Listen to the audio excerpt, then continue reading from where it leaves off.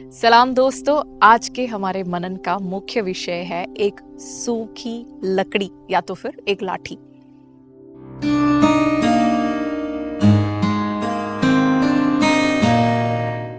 सलाम दोस्तों, आप सबको स्पिरिचुअल मॉर्सल्स में एक और बार मैं स्वागत करना चाहती हूँ।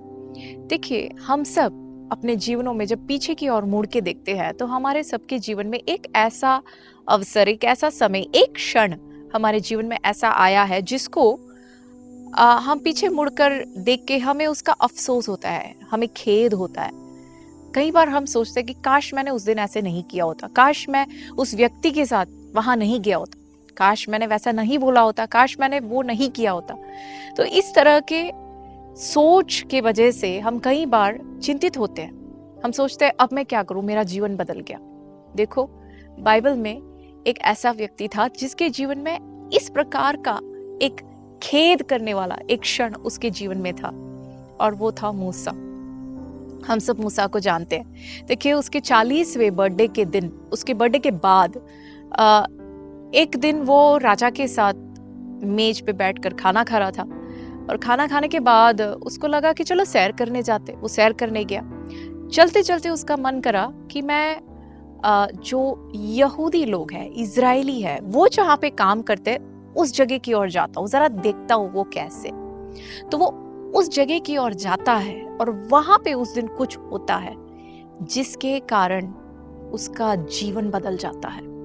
माने कि उसे उसका जीवन पलट जाता है। उसे वहां से अपना जान बचाने के लिए दौड़ के, भाग के वहां से भागना पड़ता है।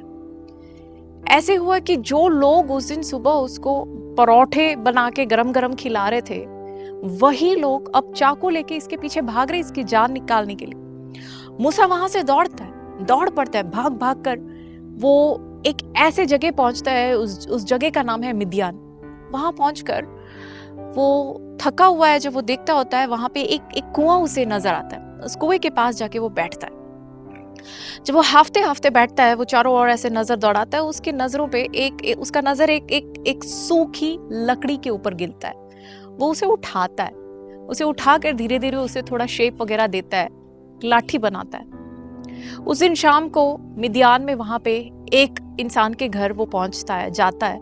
उस इंसान का नाम है जित्रो। उसके वहां रात रुकता है। फिर कुछ दिनों के बाद जित्रो के जो भेड़ बकरियां है उसको चराने लगता है। जित्रो के सबसे बड़ी बेटी के साथ उसका ब्याह होता है, शादी करता है वो।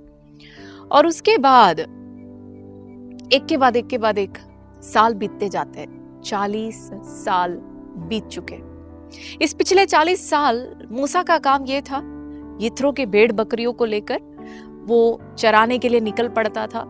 रास्ते में लोग मिलते थे। कई बार लोगों ने उससे पूछा होगा कि अरे मूसा, क्या बात है, क्या हाल है, सब कुछ ठीक है? दिखता है, लगता है तेरे भेड़ बकरियां तो बिजनेस बड़ा अच्छा चल रहा है, बढ़ गए, नंबर बढ़ गए इसके। मूसा कहता है, अरे नहीं भाई, मेरा नहीं है, ये कुछ भी मेरा नहीं है, ये सब मेरे फादर इन लॉ का है, ससुर जी का है। मेरा अपना सिर्फ ये लाठी, सूखी लकड़ी जिसका कोई उपयोग नहीं है, मेरे पास सिर्फ यही है।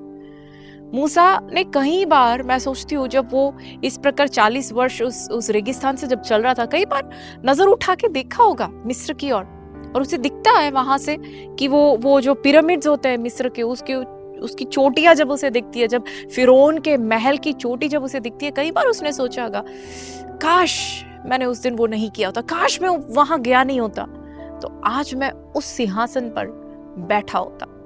देखो मुझे, मेरा क्या हाल हो गया। लेकिन जब परमेश्वर का सही समय आया, 40 वर्ष के बाद परमेश्वर उससे मुलाकात करता है। परमेश्वर उसके सामने अपने आप को प्रकट करता है। प्रभु उससे कहता है, मूसा मेरे सामने आ।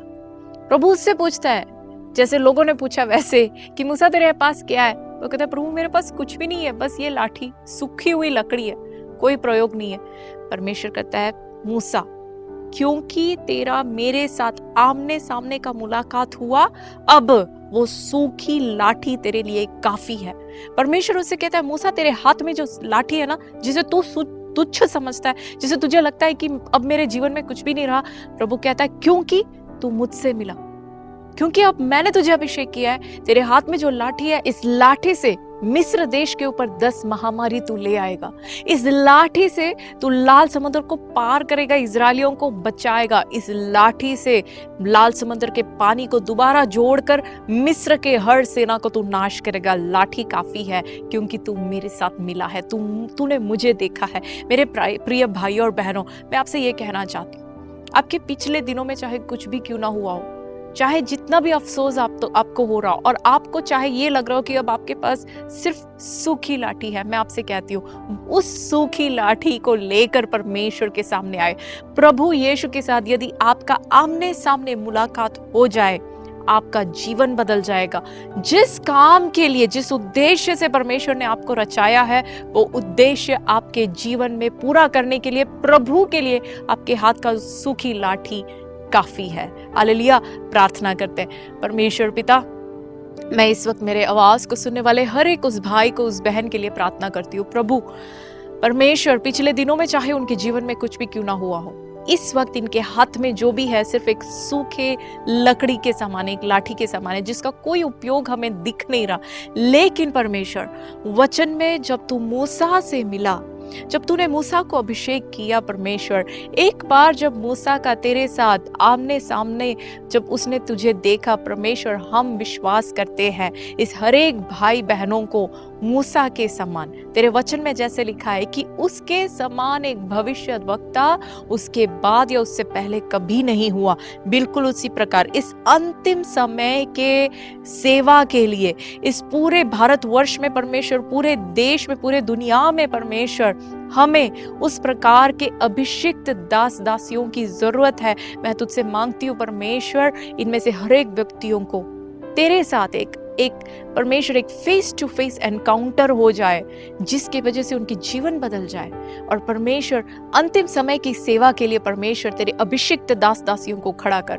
प्रार्थना सुनने के लिए धन्यवाद, यीशु मसीह के नाम में, आमीन आमीन। God bless you.